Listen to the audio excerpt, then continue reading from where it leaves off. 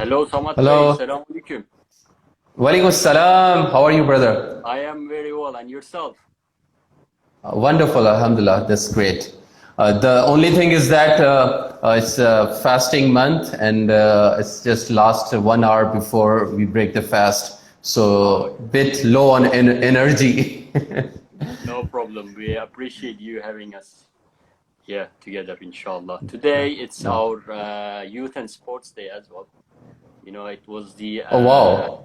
it's a national holiday. So it Right. was the start of the War of Independence in 1919. Okay. And Right. so we have a long weekend of curfew. Tomorrow, Okay. inshallah, we will start back. And Inshallah. thank you for joining us. I hope everybody is safe in your family, all is going well that side. Yeah, all good. We were in the lockdown for almost 8 weeks now. So recently I moved back to my hometown, the village. So it's more open and safe. The kids are having good time. All the relatives are here. So yeah, this is good. Apart from the hot summer season, because it's like 40 degrees Celsius right now here. So everything is perfect. Yeah. Yeah, it's getting warm here as well. Yeah, it's pretty warm. And Okay, how's things going on at your end? it's well, we didn't have a full lockdown, only on the weekends. Uh-huh. For the past, Yeah, I think, more than a month, only on the weekends. So on the weekdays, if we have to, we can go leave the house, go to work, or people right. who are working, who have to be in their work, they can leave. But Right. like I said, I mean, it's the numbers are dropping in the COVID-19 Good, numbers. good. So Yeah. inshallah, we are hoping to get through this very soon. Inshallah. It will be over very soon, and we'll see a new life, new opportunities for the whole humanity. I mean, this is such a great call from nature, which invited us to wake up, reflect, think about our life patterns. I think everyone around the world is conscious and concerned about it, and inshallah, it will be over, and I'm sure it will bring a lot of good news for everyone. Yeah. Inshallah. Before we start, I would like Yeah. you to introduce yourself to us. I have Okay. met you last year in October Yeah. in Yeah. one of the Youth Impact, your organization's events, which was a Marcor Yeah. outdoor youth leadership camp, which Yeah. I still cannot get. I cannot forget it. It was such one of the best conferences I have attended in my life. I was there as a Oh wow. Oh wow. speaker, and Yeah. I had my sessions. I cannot forget that. I had my sessions in the above the skies. Almost more than 3,000 meters above the sky. 10,000 feet. 10,000 feet. 10 Yeah. 10,000 feet. Yeah. So Yeah. and it was in my session. It was raining and thunderstorms, Yeah. and I am in Yeah. a small tent with 30 it's beautiful youth. It was Yeah. unforgettable memory. So and then I would like you to talk about that organization. But before we go there, Sure. I know you Yeah. had a battle and struggles in your Yeah. life. You have such an Yeah. inspiring life journey, I believe. So Thank if you. you don't mind, Thank you. you can introduce yourself and tell us about your past life journey. Well, thank you very much for having me today, Usman. I started my life here in Pakistan. These days I'm based in Islamabad, which is considered as one of the most beautiful capital cities in the world. Especially the people in Istanbul, you must experience Islamabad. There's no high-rise buildings. You see a lot of 70% tree covered. So that's where I live these days with my family. I started my career almost 20 years back in leadership development. So I started working with the corporate clients, and almost my entire work was with the leading multinational companies in Pakistan. And we used to work with their senior management And we introduced this concept for the first time in Pakistan, which is corporate adventure training. So this was a new thing we introduced back in 2003. So we used to take these business managers into Himalayas, and the way you experience Himalayas, we also used to take them there for their business leadership skills development. So it was going great. And Alhamdulillah, as I said, that this was a new concept, so there was a good response from the market, and a lot of new customers, a lot of big companies like Toyota, Pepsi, Coca-Cola, Nestle. So these kind of international organizations, they were showing their interest into this program. So Where did you come up with this program? How did it start? I mean, taking those top management of the big companies to the mountains. Yeah. Originally, this idea was emerged by my colleague and the leading founder, Naseem Zafar. He was the person who was already thinking on these lines. And I myself had my passion into outdoors. In my college life and university life, I used to hike a lot, camp a lot. So I used to go for trekking trips. So that's where, when we were talking and we were exchanging notes, he used to be a leadership trainer. We used to conduct workshops in the classroom, in the conference room. So that's where we discussed that why can't we combine adventure and leadership together? And we designed a leadership program in the mountains. So that's where back in 2003, we designed our first program called Leadership Adventures, and there is this Japanese motors company called Hino Motors. So Hino Motors, they bought our first program, and I realized that this is such a powerful program that I'm going to live rest of my life with this kind of idea. And this is the classroom which has no boundaries, and the learning has no boundaries, your imagination has no boundaries. So, I got obsessed with outdoor leadership. Now, what happened? I was not trained, qualified, or certified in this subject because I'm a software engineer by my qualification. So, in order to become the best, and that had been one of my drives, that whatever I do, maybe that's a perfectionist mindset that sometimes creates problem for me. But when I decided that I'm going to spend rest of my life in outdoor leadership, so I have to be the best. So I started looking around on Google, and I found this institution called National Outdoor Leadership School, which is based in Rocky Mountains, USA. So I found that Knowles is doing this work already for last 50 or 60 years.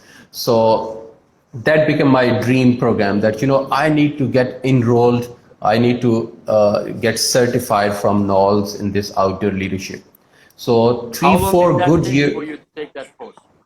How long did you take the course? Yeah, their typical course is a 35 days course. Now 35 days means 35 days up in the Rocky Mountains or Alaska, and you have to carry a 65-pound backpack and 35 days up there. So it's not just adventure. We have got leadership instructors, we have got first aid instructors. So all those instructors on the runtime, they teach you about conflict, they teach you about teamwork, they teach you about communication, influence, decision making, all those aspects of leadership through that adventure model. Now, there's the interesting part of the story. Back in 2006, I got enrolled in that program. I was ready to fly to the United States, got my ticket, got everything lined up. The same week when I was about to pursue my dream, I got diagnosed with Hodgkin's lymphoma. Now, Hodgkin's lymphoma is a type of a cancer, and at that time, it was a bit shocking for me that I was about to take off for my life dream. Why it happened to me? So my doctor told me. How old were you? How many years back? It was back in 2006. So yeah, I mean, I was. Yeah, exactly. So 2006, and exactly it was the same time when I was going for Knowles, same week. So I canceled everything, and I got into chemotherapy, radiotherapy, and all that painful and ridiculous cancer treatment. I spent almost 6 to 8 months with this struggle. And, there was a time when I got very upset. I was almost hopeless about life. And I was thinking that maybe I'm not going to see tomorrow. So that night, it was December 2006. So that night, I cried a lot in my room. I thought that I'm going to die tonight. Because I lost my weight, I lost my hair, I lost my motivation, I have lost the energy and everything. I thought that life is gone. So that was the moment when I started looking around myself to find some positivity, some energy, some motivation. So I found this Knowles catalog lying next to my bed. So when I look at the picture, there was this climber on a snowy mountain who is climbing up high. So I said, hey, Samad, this is something you need to do. This is something for which you have to live back. So Osman, literally, I ripped off that paper and put it in the wall in my bedroom. And day in, day out, I used to tell myself, this is my goal. This is something I need to live back. And Alhamdulillah, it took me 4 or 5 more months. And can you guess what was the first thing I did after getting recovered? What did you do? I got married. So I got married, and then the second thing I did, I went to Knowles. So I went there, and Alhamdulillah, I did that course. I was the first ever Pakistani who had been to this kind of outdoor leadership program. So now what happened when I reflect back this whole journey, that why my life took me through this whole route, why I had to go through all these challenges. When I went at Knowles, I realized that Knowles works with young people, and they have their centers in 20 different countries. And through these kind of outdoor transformational experiences, they actually transform the whole life of a young person.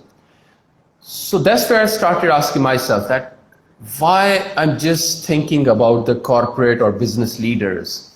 And then I realized that at that time, my goal in the life was about, good lifestyle, good car, good home, all the basic necessities which every young person wants in their life. And there's nothing wrong in that if you earn all these through fair means. But the problem I realized was that it was such a small goal for life that I have all these things with me. So maybe that was the call of nature to give me this. This is before you find out that you had the cancer. Before the cancer, that was kind of my aspiration to become rich, famous, glorious, to have my own resorts and on a beautiful island, or having a private jet, and all those kind of, crazy dreams. Then I realized that, this is such a small goal for life, where you have been gifted with so much things where you can contribute. So where is that contribution?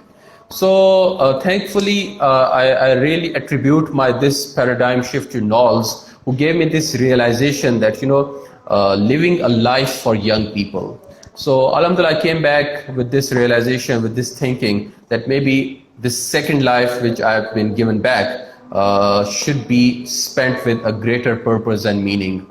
And since I knew one thing only in terms of my profession, that was leadership development. So instead of focusing it for corporate or business leader, I shifted my focus towards youth. So that had been a shift, and that had been a journey. Alhamdulillah, I'm so much grateful.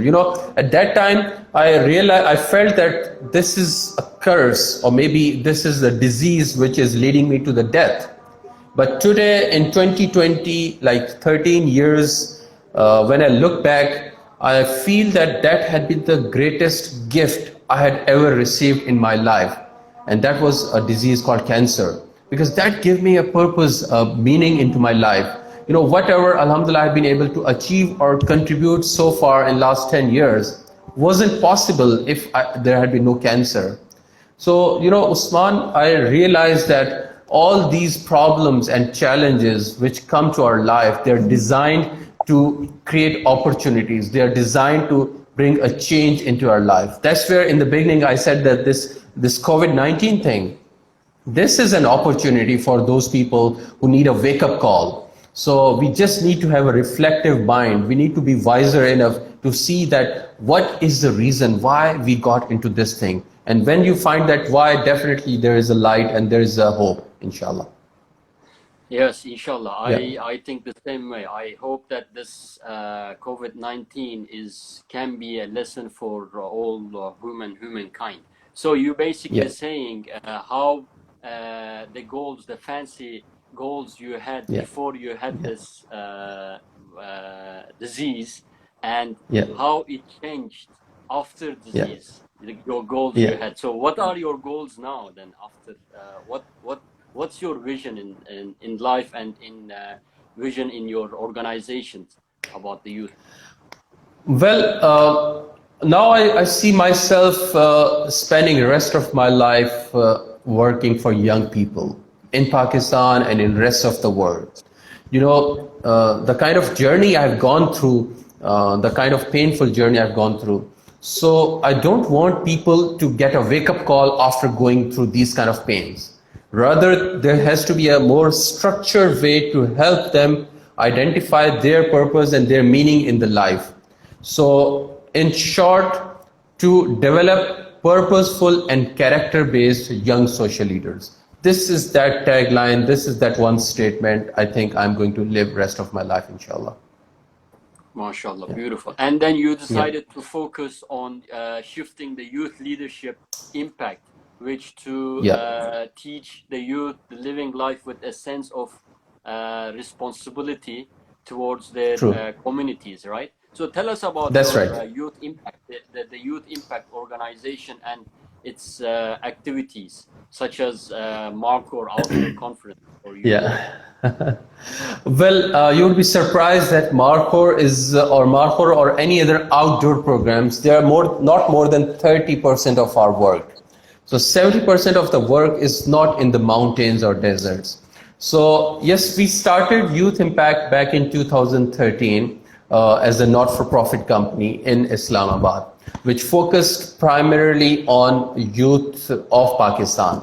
So in last, if I summarize this thing, in last 7 or 8 years, we have been able to touch or train more than 25,000 young people in Pakistan across all socio-economic classes, from different genders, from different religious groups, from different ethnic groups, from different universities, from more than 70 universities, from more than 55 districts of Pakistan. So this is a very diverse group of young people. So we have trained youth in the juvenile jails, like those young boys who get into the jails. We go into the jails, we provide trainings to them. We do trainings for young madrasa students, the religious school students. So we go into the madrasa, and from their perspective, we teach them social leadership from Islamic perspective. We go and train the young people in the slums and street children, so that they get some meaning and some purpose in the life. Also, we do trainings for the high-end schools, like the business schools, the top MBA classes and school. So out of all these programs, as you know, Marcor is our flagship event. So Marcor, if the audience over here, they might. Tell us what Marcor means. I know what it means, but I would like to hear it from you again and for our viewers. Yeah. Marcor is the national animal of Pakistan. It's a type of a goat that lives up in Himalayas. So it survives at very high altitude, like 15,000 to 20,000 feet above sea level. So now when we're talking about this conference back in 2013, so I came up with this idea, like let's design a conference, an indigenous conference, which doesn't borrow any content or philosophy or ideology from outside. Rather, it creates its own local indigenous model. So Marcor being the national animal, it is the national pride of the country. So young people have to be the pride of this nation. Marcor has got resilience. That's what we need to teach the young people. Marcor has got adaptability against the different circumstances and challenging weather.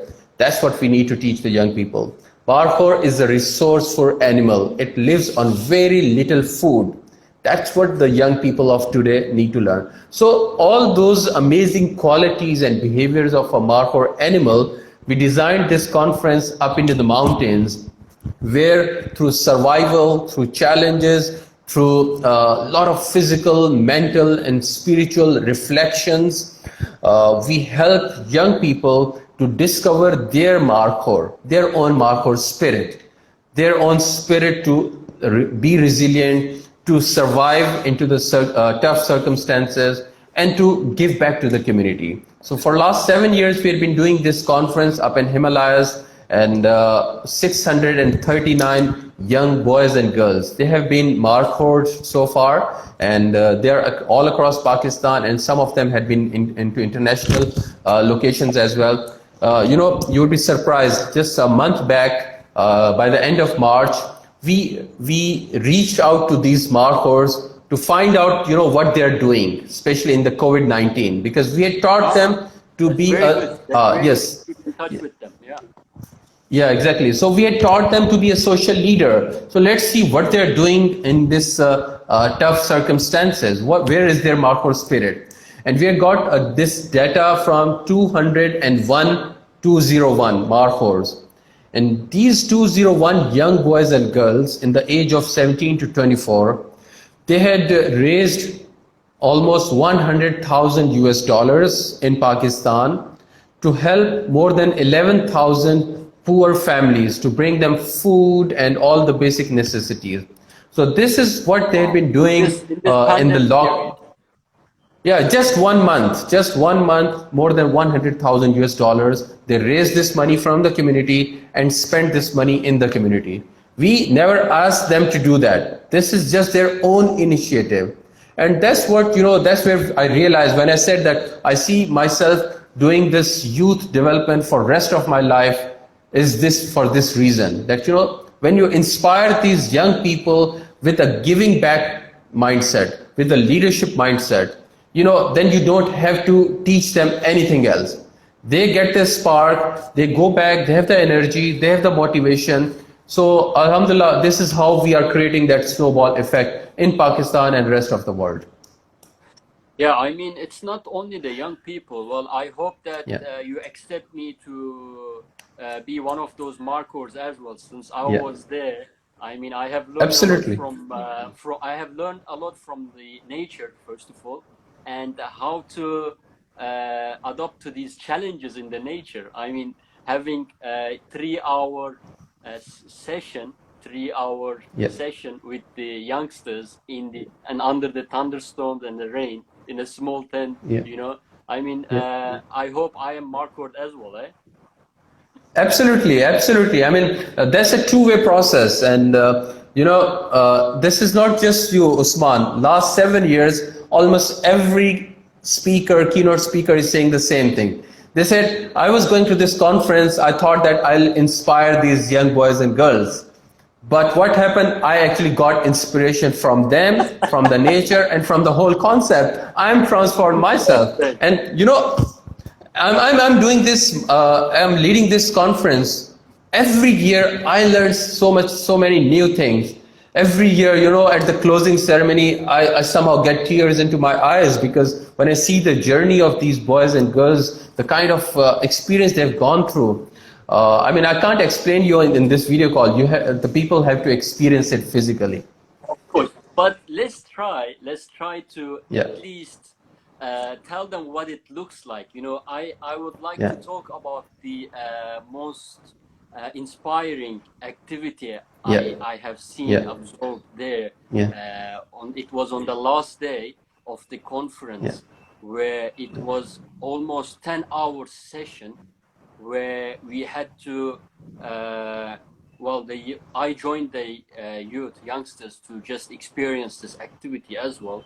It took me 8 hours to finish, where we had to start climbing up to the mountain, to the summit, but in starting from the year 2019. So you put a sign 2019, and in every sign you get an envelope where you're asking questions to the youngsters to fill up those questions, And while they are walking, climbing, hiking up, every 500 Yeah. meters, you have put years. For example, every 500 meters, you had, for example, 2029. And then after that, you Yeah. had 2039. And Yeah. every sign you had, there was an envelope with some questions Yeah. about what to achieve in the next 10 years, what you have done in the past 10 years. And the Yeah. most, how can I say, that how it ended at the end, in 2000 and Yeah. somewhere 80s, I think. 59. 59, 59. yeah, 59. Yeah. I was 80 years old. And please, Yeah. I mean, I want you to just tell us this activity just in a very brief, how people I'm at the end. Yeah, I Yeah. don't want to. I'm amazed that you remember everything of it. This whole concept, we I call need. it. Yeah, Yeah. go ahead. We call it freedom bell. So this whole journey from point A to point B, because what happens at Marcor on day one is designed, or day one challenges your body, your physical being. You have to hike from point A to point B, carrying a backpack, go and set up your camp, cook your meals, and all that. So it's a physically intense day. Yeah. Day two, when they play different games, they have got keynote sessions. We had a speaker like you and many speakers from different parts.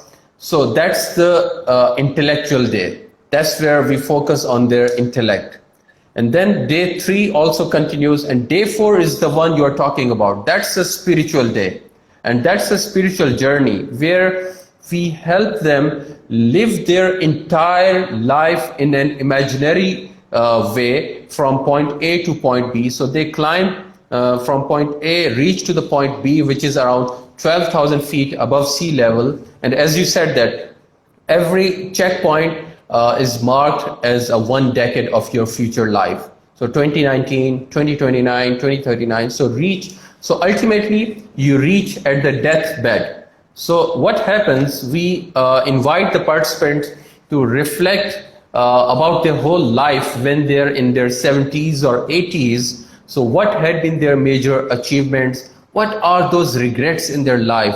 And then the most painful questions, their grandchildren come to them and they ask them, hey, grandpa, this is your tombstone. This is that plaque which we want to put on your grave once you die. So what do you want? Yeah, graveyard stone. So what do you want us to write on that graveyard stone? And then literally all these participants have to write on their own graveyard stone. And then they get a white coffin and they put it on themselves and they assume that they're dead. Now this is a very painful experience, yet very profound, because 90% of the people, they are crying at that moment when they've got this coffin on themselves. Because, we are so much busy and obsessed in our present, in our today, that we don't reflect on the ultimate end of this life. We do see ourselves on that victory stand, but not beyond that. We forget that we have to die someday. Now, when we take them through this painful imagination, they start hating us, they start hating themselves sometimes, and they cry, they shout, and they show a lot of reaction because it's just a painful imagination. Now, what happens? We bring them back and we tell them, hey, listen, it was just an imaginary journey. You are still alive. You are still in 2019. Your life is still in your hands.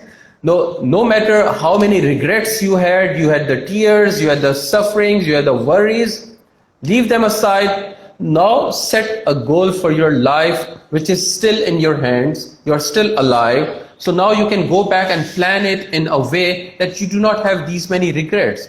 So you live in a way that you have happiness, you have got sense of contribution. And that's where, when these markers come back after that journey, they can't sit, in the peace. The peace in their life, peace in their minds is gone.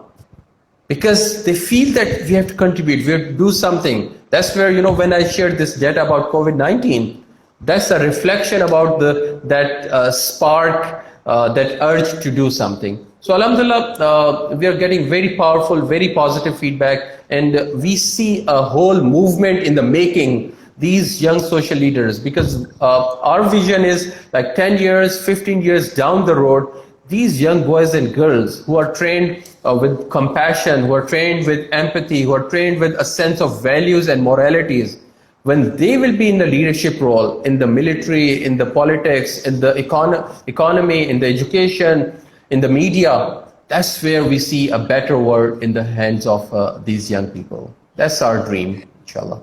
Yeah, beautiful. No, it's a beautiful dream. It's a beautiful mission you have there with the outdoor conference. I mean, the most important part of it is to make the youngsters realize that they can learn a lot from their nature, and they can build their leadership skills. So you wanna tell us about the good news about the Marcor Global, what's happening there, and what's the plans, right? Yeah, thank you very much. And exactly. This is perhaps the first time in the public, and I'm especially thankful to Usman and Mahmoud Bey and Ade Foundation and our Shark Youth Forum, who supported us to realize this dream to take Marcor to the global platforms. Usman, back in 2013, in the closing speech at Marcor, it is still, I'm sure it will be recorded somewhere. There will be a video. I can try to find it out. In my closing speech in 2013, I said that this is just a beginning. This is our first year, and maybe very soon we'll be launching Marcor in Turkey. So that's exactly I said at that time. How many years ago? How many years ago? 7 years back. So now after 7 years, I'm thankful to you and your organization to help us realizing this dream. And this year we are planning to bring Marcor to Istanbul, inshallah. So Marcor Global is going to be our first international conference in the mountains, in the wilderness of Turkey. So I invite the young people and all the leaders in Istanbul and across the world to join us on this amazing platform. Definitely, it's not just a contribution from your side. Rather, as Usman said, you will also be getting some value for your own self. Of course, that's for definite. So tell me, after all, I'm listening to you. You know what the famous saying where it says leaders are born and not made. But when I listen to you, I start thinking, and I think you don't agree with that saying. You are more like leaders are made and not born. Yeah, absolutely. I'm a great preacher of this concept that leadership can be learned. I myself, I'm an example. These days, alhamdulillah, we have been able to create youth impact, and its impact is reaching out to thousands of young people. If I see myself like 10, 15, 20 years back, when I see myself into college or university, I consider myself as a failed student, a student who cannot even give a presentation in front of his own class fellows, a student who doesn't have a confident voice, a student who cannot make any decision about himself. So if a person like myself can learn so much, can transform so much, I believe any other good person, everyone is much better than me, they can definitely learn the art of leadership. So it is exactly a science. Now, what is the paradigm behind leadership? I mean, there is this one misconception that people think that leadership is about the title or the position, like a president of a country is a leader or CEO of a company is a leader. No, it's not just about the title or position. It is a paradigm of life which makes you live with responsibility. Even if a small kid who is walking on the street, he or she sees some rubbish or some peels of banana on the street, that kid picks it up and throws it into the bin. That moment, that kid, 4 years old kid, is acting with leadership. That is leadership. So it's not about title or position, and you don't have to wait for being 40 years or gray haired or bald headed to become a leader. So now we are seeing all these amazing young boys and girls. Yesterday I was listening to Talia, a Turkish 10 years old Turkish girl who went to United Nations, and she talked about girls empowerment. Now she's just 10 years old. So she does not have any title or position, but she's playing a leadership role. So to me, leadership is a divine responsibility bestowed on all humans, every human, you, me, every person, all 8 billion people on earth have got this leadership responsibility on their shoulders to make this world a better place. So at least, if not part of any organization or society or community, at least I'm responsible for my own self. I should take care of my hygiene. I should be punctual. I should fulfill my commitments. I should be socially responsible. So if I live a responsible life, I'm a leader, and every person like that. So that's the whole paradigm we are talking about leadership. So if you talk about this leadership skills, every person has to, and every person must learn leadership. Yeah. So basically, it's living life with a sense of responsibility towards our communities. One of our viewers here asking question to you on how does one contact you regarding your leadership programs. I think they can just click on your profile and send you a message, right? True. Yeah, definitely. They can get in touch, or maybe you can just post in your comments as well. We can post a link of Youth Impact and my profile. So definitely we can discuss the details. Yeah, we will do that. Lastly, Samad, what are the simple ways to develop leadership skills, starting from our own children, for example? Yeah. This is very important, because when we talk about leadership, we immediately start thinking at the state level or at the corporate level. No, it has to start from your home. It has to start from your own self, and then the people in your room, in your home, your siblings, your kids, your family members. So this is where it has to be started. Now, how do we start that? You know, most of the time what happens, we elders, what we do, we make the decisions for our younger ones, and we influence them, or sometimes we force them to do things in certain way. I think that's where we need to start the leadership journey for our younger kids. We need to give them some responsibilities. For example, in your household matters. So we can assign our younger kids to take responsibility. Maybe a 4-year-old kid can be responsible for watering the plants. One of the kids is responsible to greet the guests, to make sure that they are served in the drawing room, they are seated in the drawing room. So someone is trained for that. So these basic skills, and I'm sure it was giving them simple responsibilities at home. Yeah, absolutely. And they love being responsible. That's the beauty of these younger generation. We unfortunately underestimate them, and we consider them as kids. So start giving them responsibility on real things, not just for games or sports.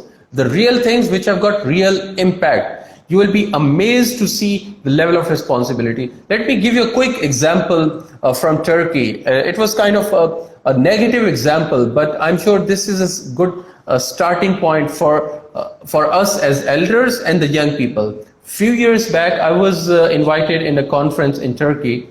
So this whole conference was held in a university in Istanbul, and there were like 1,000 international delegates. Now, I went to the management of this conference, and I asked that, how many young volunteers are working in the background.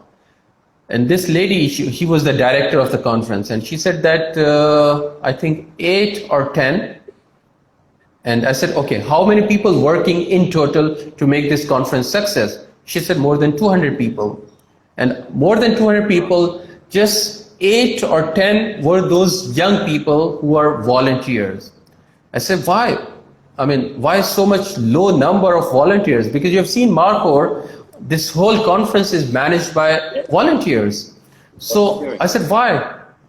I went to the dean of that university and asked the same question that, hey, sir, why I don't see a lot of young people in the management of this conference? He said, well, gentlemen, this is a serious conference. We have got the president of the country coming in as a speaker. We have got 1,000 delegates coming from the rest of the world. So it's a serious stuff, which means to me, he's saying that I do not trust these young people. And that's where I had my difference of opinion. Hey, listen, if you do not give these kind of real-time opportunities to young people, where would they learn? I mean, I understand that there is a president of the country coming, there are international delegates. So you do not assign them all these kind of sensitive things. These sensitive segments can be managed by professionals. But there's so many other things. There's transport, there's food, there's a city tour, there's a logistical thing. So you can assign so many trivial things to these young people. So that's first thing which I'm going to invite to the elders, the influencers, the decision makers, that we need to trust our young people to give them more opportunities. And I have seen them in last 7 years, they deliver. They cannot sleep without fulfilling their commitments.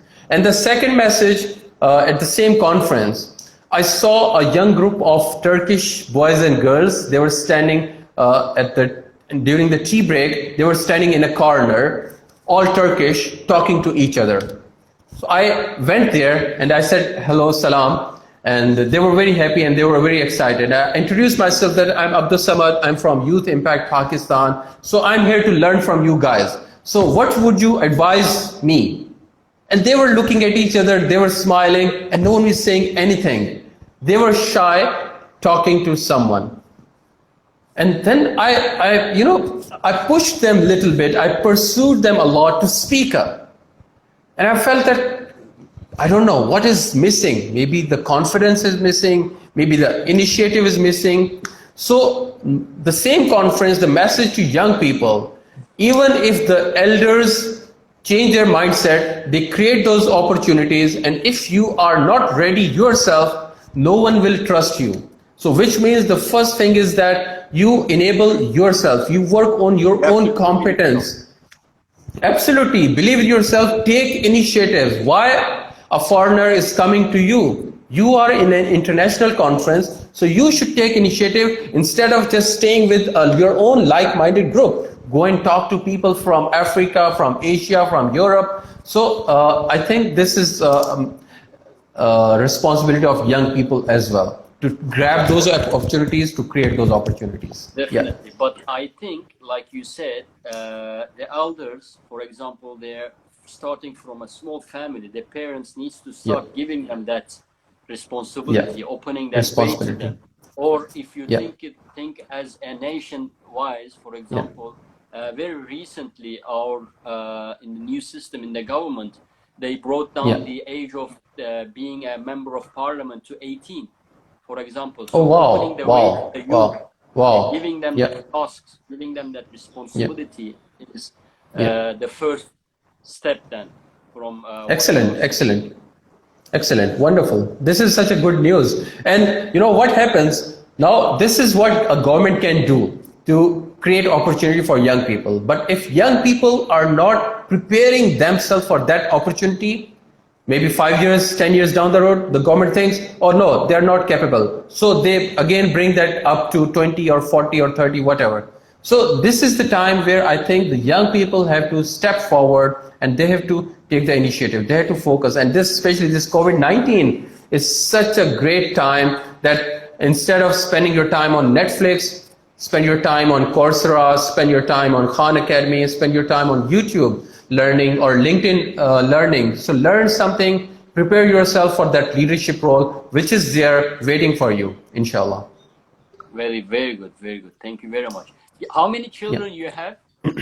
I've got 3 kids, alhamdulillah. That's very good, mashallah. And what are the Yeah. tasks that you have given them in this lockdown period? Give Well, some there's examples from your family. yeah. My youngest one, he's 6 at this time, and he is responsible for taking care of the plants. So all the watering, taking care. Actually, they have maintained a log. There is this paper on the wall. So every time he goes and gives water, so he puts the time and sign. Yeah, that this is delivered. So Beautiful. it's kind of an So SOPs. professional. I mean, this is the time for their training. If you do not give them responsibility, if you do not teach them, they will just live the whole life with the paradigm of being a kid, a smaller kid who is just dependent on the parent.